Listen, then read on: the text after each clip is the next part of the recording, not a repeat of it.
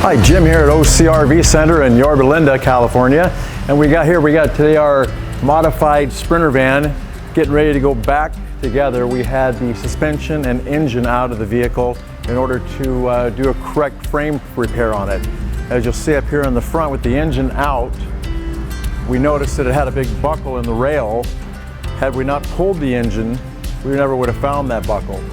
It's necessary to do the correct repairs on this vehicle in order to get it back to factory specs on it, one of them being dropping the engine in order to inspect for damages.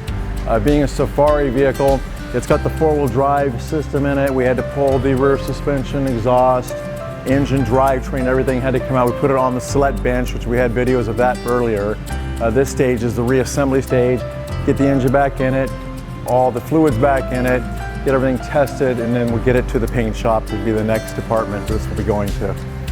There again, remember that we fill all your needs for your Sprinter vans and your conversion vans and safari vans like this, so give us a call.